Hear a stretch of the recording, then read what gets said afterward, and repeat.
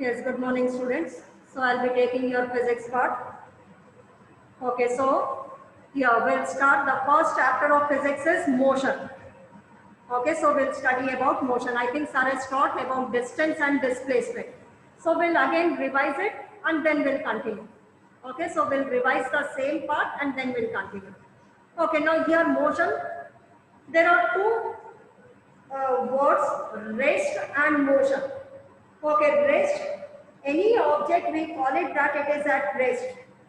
If its position is not changing with respect to time, that is with the time the position of the object is the same, then we say that this object is at rest.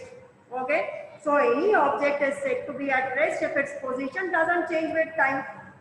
Like this classroom, whenever you come to the school, you see the classroom to be at the same position. So this classroom is said to be at rest. So any object is said to be at rest if its position is not changing with time. Okay, like the car which is parked outside your house, not moving, it is stationary. That object, that car, you can say that it is at rest. Why? Because it is not changing its position with time. But if the object changes its position with the time, then that object is said to be in motion. Okay, if the position is changing with the time, like you are standing on the roadside and you are seeing a car moving on the road. So the position of the car is changing with the time. So that car, the car which is moving is said to be in motion. So these two words, rest and motion. Rest means any object whose position doesn't change with time. That is, with the time, its position is stationary, its position is constant, its position is not changing. Okay, like this classroom, your home, your house, your rooms, all these are at rest. Why? Because they are not changing its position with the time. Whereas the objects which changes its position with the time, those objects we say that they are in motion. Okay. Now this rest and motion are relative terms. Okay, one observer will say that this object is at rest, but the other observer may say that the same object is in motion. So that is why we say that rest and motion are relative terms. Okay, for example, two passengers, let us name them as A and B. They are traveling in the same bus. A and B are traveling in the same bus. So A will say that B is at rest with respect to his fellow passenger. B will be at rest with respect to A. So what will A say? Because both are traveling in the same bus, the bus is moving, but A and B both sitting in the same bus. So A will say that B is at rest. But a person who is standing outside the bus, let us name him as C. C will say that B is in motion. So that B passenger, he is at rest with respect to A, but he is in motion with respect to C. So the same passenger, the same person, the same object B is at rest with respect to one of the observer and is in motion with respect to the other observer. So that is why we say that rest and motion are relative terms. Okay, so we say that the rest and motion are relative terms. Okay, so first write about it. Okay, so whatever Sir has given, let it be continue in the same thing. Okay, continue in the same copy. Here you have to make only one copy for physics. Okay, physics it will be separate. Chemistry, bio you can make the separate copy. In the physics copy, whatever Sir has given, continue from there. Okay, so write the next question. Okay, and only one copy, class work, homework copy for physics will be the same. Okay, write down. When an object, when W-H-E-N, when an object is said to be at rest, is said to be at rest, and when an object is said to be in motion, and when an object is said to be in motion.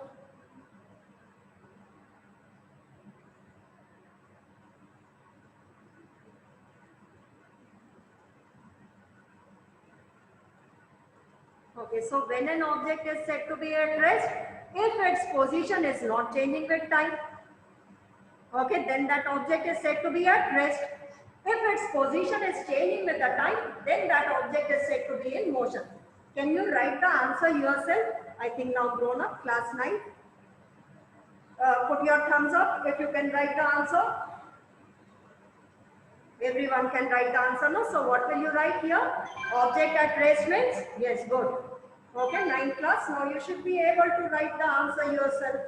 Okay, I'll explain in detail, but try to write the answer. If you are not able to write, in the next class, when I start the class, I'll give you 5 minutes before starting the recording. Then you can ask, I can dictate the answer also. Okay, so once again, I'm explaining object at rest means its position not changing with time. Object in motion means its position changing with time. Okay, so these are the two terms, rest and motion. Write the next question. Explain by giving an example. Explain by giving an example that rest and motion, are relative terms. That rest and motion are relative terms.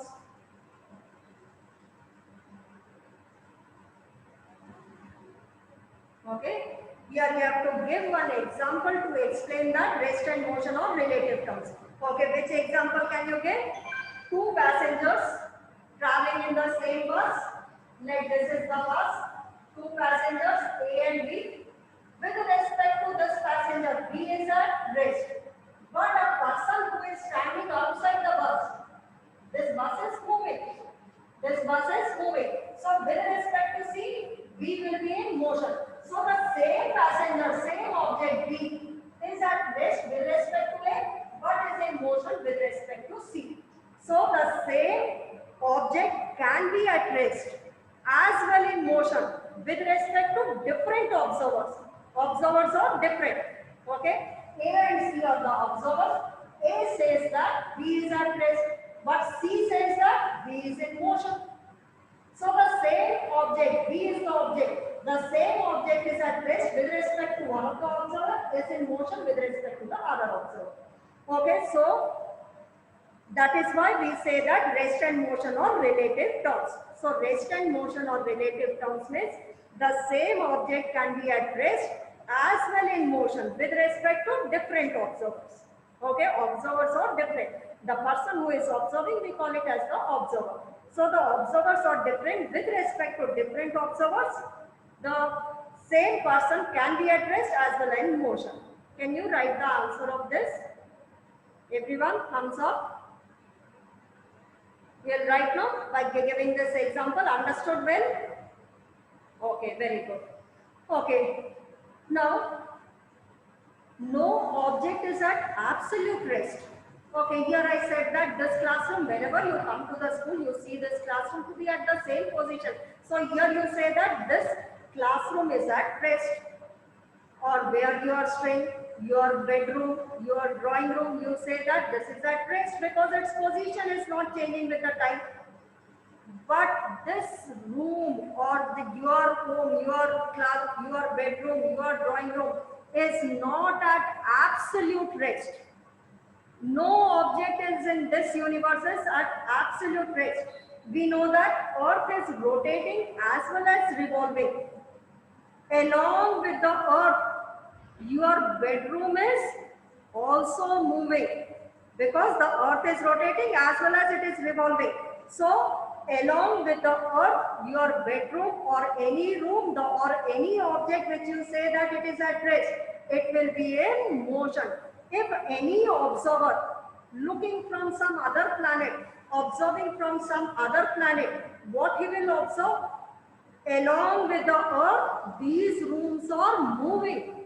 These rooms are in motion. So any object in this universe is not at absolute rest. Okay, when you are sleeping, you say that we are resting, we are at rest, but you are not at absolute rest. You are moving along with the earth. Your room, your bedroom, your bed is moving along with the earth. Any person, any observer, if he observes from some other planet, what he will observe? That you on the bed is rotating along with the earth. Okay, so no object in this universe is at absolute rest. So on any planet or anywhere in this universe, no object will be at absolute rest. With respect to some observer in the universe, that object what you say is at rest will be in motion. Okay, so write the next question. Can any object, can any object in the universe, can any object in the universe be at absolute rest? Can any object in the universe be at absolute rest? Okay, you have to give the answer only in yes or no. So what will be the answer? No. No object is at absolute rest. So here you can write the answer also. No object is at absolute rest. No object is at absolute rest.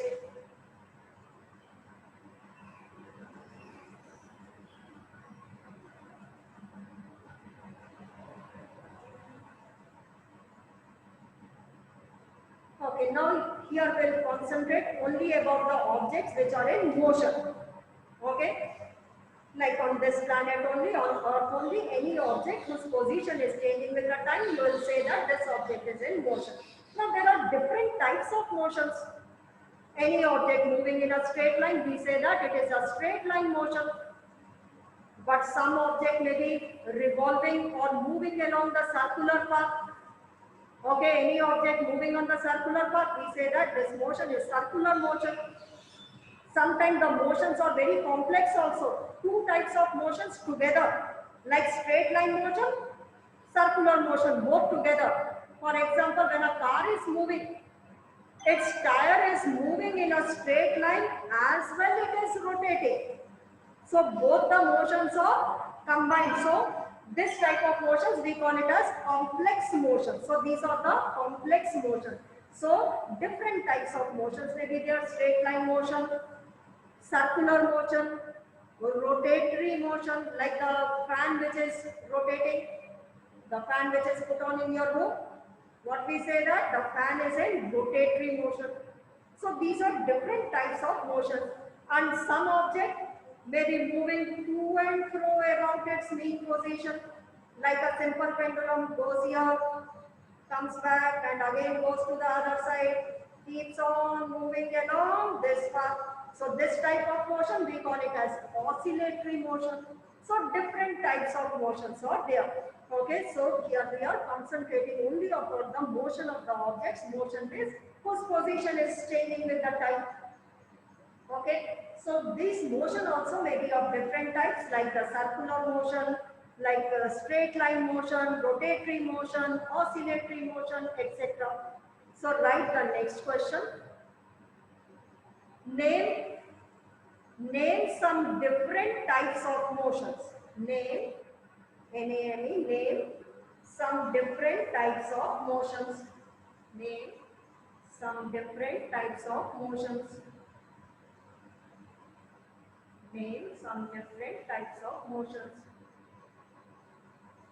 Okay, write its answer.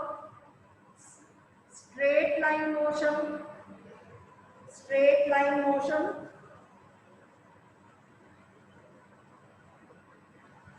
circular motion, circular motion, rotatory motion, rotatory motion, oscillatory motion, oscillatory motion.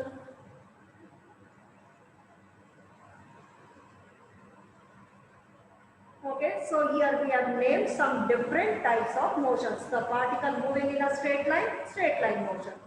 Moving along a circular path, like for example an athlete moving on a circular track. Okay, when the 400 meters race is there. How the athletes run? They run on the circular track. So they are in circular motion. So that athlete is moving along the circular path, that is along the circumference of a circle. So they are in circular motion. Okay, rotatory motion, the whole body moving about the some fixed axis like the fan, it is in rotatory motion. Okay, a pendulum, simple pendulum. Simple pendulum is a heavy bob which is suspended by a light thread. You must have seen in the lab or anywhere, like if it is brought on one side, what happens? It comes back to its mean position and goes to the other extreme. So it will keep on repeating this motion along here. Goes to this point, goes to the other extreme position, and so it is moving to and fro about its mean position. Such a motion we call it as oscillatory motion. Okay, later in the coming chapters we'll study about this oscillatory motion also. Okay, so this type of motion in which the particle is moving to and fro about its mean position. There is one mean position. Particle is moving to, coming back to the mean, fro. To and fro is like this point. You can say that to motion, fro motion. To and fro about its mean position. So such a motion we call it as oscillatory motion. Okay. Yes, now here in your book, so whenever you attend my class, the physics copy and the book, okay, both should be there. In the book, let us read it. Something is given over here on page number 98, okay, on the first page, motion. Think and act. We sometimes are endangered by the motion of the objects. Okay, below the activities 8.1 and 8.2, there is one blue heading, think and act. Let's read it. We sometimes are endangered by the motion of the objects around us, especially if that motion is erratic and uncontrolled, as observed in a flooded river, a hurricane, or a tsunami. On the other hand, controlled motion can be service to the human beings, such as the generation of hydroelectric power. Do you feel the necessity to study the erratic motion of some objects and learn to control them? Okay, some motions are uncontrolled, erratic. Okay, they are very, very dangerous.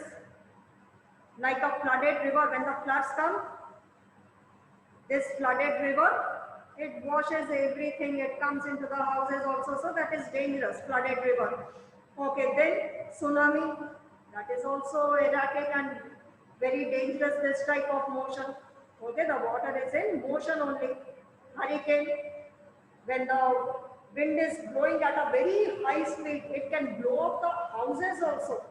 So that motion of the air is very, very dangerous. So these are erratic and the dangerous motions. So write the next question. Write the next question. Name some erratic and uncontrolled motions. Name some erratic and uncontrolled motions.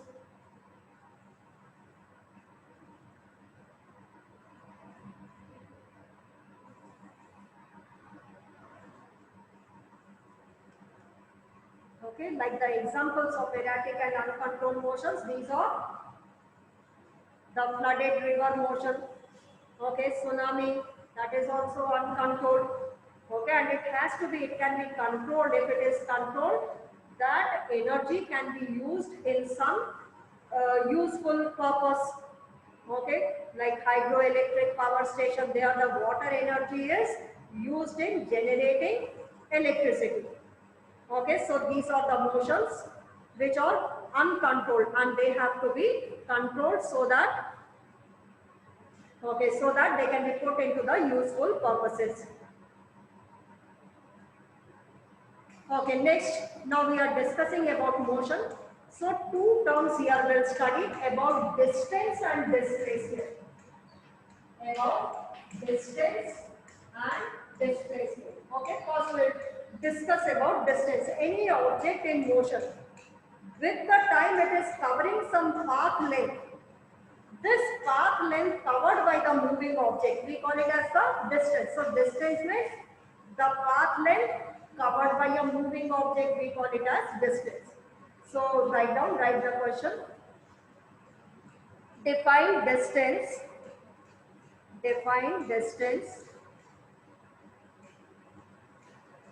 and give its SI unit and give its SI capital, give its SI unit. Okay, first write its answer.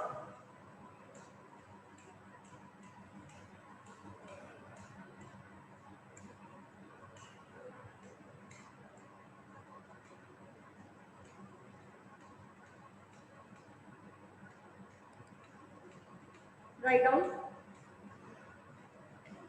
The total path length covered by a moving object. The total path length covered by a moving object is called as distance. The total path length covered by a moving object is called as distance.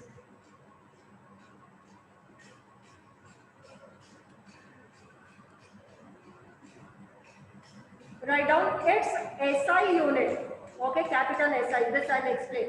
Its SI unit is meter. Its SI unit is meter. Its SI unit is meter.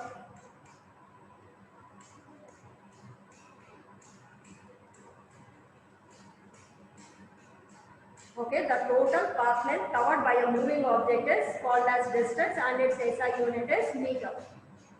Okay, now before we proceed to this distance, let us discuss what is this SI. Okay, everywhere we'll be using any physical quantity we'll study, we'll say that its SI unit is dash, whatever be its SI unit. Now what is this SI? Okay, there are few system of units. NPS system.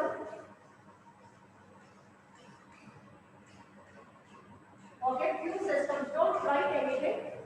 Okay, if it is needed, I am dictating. NPS system. Okay, in this system, there are three fundamental units, basic units: meter, kilogram, and second. Meter is for length, kilogram is for mass, seconds is for time. So such a system in which we use these three units, meter, kilogram, seconds, such a system we call it as NPS system. There is one more system of unit which is CGS system, in which the length is measured in centimeters, mass is measured in grams, time is measured in seconds. So this system we call it as CGS system. Okay, but these two systems have only three basic units. Okay, for length, mass and time.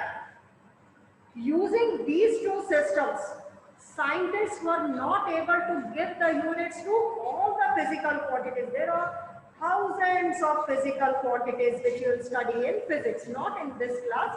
Later on in higher classes, you will study about these physical quantities.